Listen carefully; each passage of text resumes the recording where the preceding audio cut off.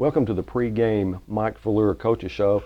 Coach, you got the Grizzlies at 3-0 in the conference. I know it's right where you want to be, but you got by one this past week. Yeah, we did. I mean, I think I told you, last week that we hadn't had great practices, and I knew that was from young guys looking at somebody in their record and thinking this was going to be an easier game, and it wasn't, like we tried to tell them all week long, and so we got lucky.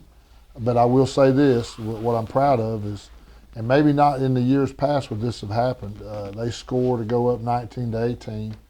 Our kids respond and score, and then they get the ball down inside our 10, and we stop them 4 plays. So, that's a positive, and hopefully the other positive is that these guys will understand you don't take anybody lightly. That's exactly right, Coach. Anybody in this conference can play with anybody, excuse me, at any given time. You were an 18-point favorite going in, and I know that's not something that you want your team to know, especially when you're not having a good practice that week. On paper, Northside's probably an 18-point better team, and if you break down the game and we missed a touchdown we should have gotten. We had Byron McGrew in the end zone that missed a pass, had one call back, and there were some things that could have changed. The field goal that could or could not been good in the beginning, and we win by 7. So you add all that together, we're probably an 18-point better team. But the point is exactly what you make. You trailed twice in the game, once in the first quarter, then once with 6 minutes left. You got to get back on top score-wise, and then you have to hold them in the last minute of the game. Yeah, I don't know who sets the point spread in high school football, but that's the thing. You're dealing with kids. You're dealing with 16, 17, and 18-year-old young men. So if you could write a book and tell you how to prepare them and know that they're going to be right every week, you can make a lot of money. But you look back at the game, and if we score before half and Chewy misses 2 field goals and just those kind of things, we probably win by a couple of touchdowns. But we didn't do that. But again, I go back to the adversity of we're behind and we got to score, and then we got to stop them. So that's a good thing. Maybe that will help us down the road, because we're going to be in tough football games the next 3-4 weeks. It definitely gets tougher, Coach. Oh, it does. Well, the good thing is you are 3-0 in the conference, and Little Rock Catholic was a strong football team, Coach. They were good on offense. They had a sophomore that was difficult to tackle. He picked up a lot of yards, and they also had a very good defense, and they had an extremely good kicking game. So each phase of the game, these guys came to play, and they wanted to win. They expected to get a win there towards the end, and when you have to reach down deep, you have to go to your playmakers, and you made a great move putting Trey Norwood in on a 3rd and 9 with 3 minutes left in the game, and you're down 1. Max is, from what I understand, had a sore hand, but did a good job getting the football to him. But you got to put it in your playmakers' hands, and you did that. Yeah, we had done that this summer with Trey and the 7-on-7 stuff. We hadn't really done it this fall. We hadn't had to. But we just, on the headsets talking, if this thing comes down to one play, let's put our best player in the game and let him go make a play. And he did, and so fortunately for us, he caught the ball, and the young man fell down, and he went and scored. And so, that was a big deal, and that's the kind of plays you expect from Trey. Another big play in this game that you forget about is a little bit earlier when Trey blocks the field goal. That comes back, So every little thing, you don't know which one of those plays end up being the game changer, but Trey was involved in at least 2 of them. And he is a go-to guy, Coach. Great athlete. You've got some pretty good defensive guys too, and when they had to make a stand, Robert Wilkerson does a great job pressuring the quarterback on the 4th and goal, and then you had Matthew Jackson stand up and knock the football down for an incompletion.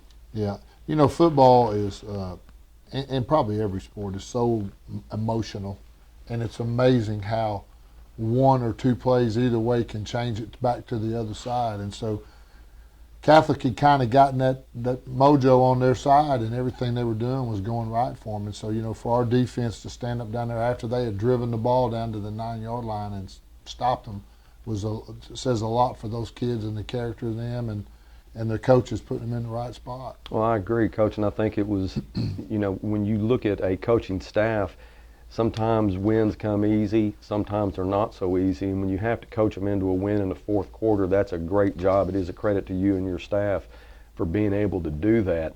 It gives Northside a good position in the 7A Central, being 3-0 in the conference now. Tonight it gets a little bit more difficult. You're looking at a team that is 1-5, but that is real misleading with Conway. Oh, it's definitely misleading. 4 of the 5 losses are within a touchdown. And so those come down to, just like our game, 1 or 2 plays, and instead of losing them, you win them. The one game they got beat pretty handily is North Little Rock, but when you look what North Little Rock's done to everybody, they've done that to everybody. So last week, which you think of it as good and bad, maybe a sleeping giant woke up, but they went to Cabot, who was undefeated and ranked number 2 in the state, and just thoroughly put a whipping on them. Coach, from what I understand, they were down 14-0. That's right. In the first quarter, and then they hang 37 on them. Yeah, they did. I mean, Cabot kind of came unglued, snapped the ball over the quarterback's head, made some big mistakes. But what impressed me, and we played Conway 2 years ago, so I know the kind of kids they've got. They ran the ball right at them and made them like it, and so that's a concern. And so, we've got to understand it. I think that the good to that is our kids maybe would have gone into this thing going 0-6 football team, versus now they're 1-5, but they know how good Cabot is. Well, that's a good point, Coach. You talk about overlooking teams, and they don't get this win against Cabot, and they, like you said, they're 0-6. It's easy to look at it that way. So that taking place and the fact that you've had a good week of practice probably makes you feel a little better than you would have normally. Yeah, I mean, I know going into this game it's going to come down to the wire. I mean, we're going to have to play 4 quarters. They're going to score some points. We're going to score some points. And it's going to come down to the kind of like Catholic Friday night, who's got the ball, who makes the stop, who puts the score in late. So it's going to be a hard-fought football game. They're very physical. They're fast. They got big kids. They have a nose guard that, unlike anybody we've seen all year, he's 6'6", 250 pounds, and I mean, he looks like an NFL defensive player. So our work's cut out for us. Coach, they are, like you said, they're a stronger team than what the record shows. We're going in with a few injuries too, Coach. What about Darius Carson? How is he? Darius has practiced this week. He's not 100%, but he's going to play. Hopefully, he doesn't re-injure it. Make it, we can continue to get him better. But he wants to play, and so we're going to tape him up real good. He's probably 90%, 85, 90%, but he's going to play. Now, Max's hand was bummed a little bit in the last game. I guess he's healed up. Yeah, he just got some hits. When you do the stuff we do, reading the defensive players, sometimes they get in there and they pop you pretty good. And they took some questionable hits right there at the end. So I mean, but he's fine. He's practiced all week. He's good. Well, Coach, as always, we appreciate your time and know it's almost game time, and you've got a lot more important things to do than spend time with us, but thank you for what you do. Great win last week. I think you got to give a lot of credit to the coaches and to yourself for pulling that one out. Tough one tonight against Conway. They're a good football team that has got some losses that could have been wins, so we're looking forward to a very tough-fought football game tonight. Coach, thank you again for your time and good luck. You can catch all of Coach Falleur's coaching shows. His Sunday afternoon coach's show airs on hsallaccess.com, and we just ask that you stay with us. We'll be back after this with the kickoff.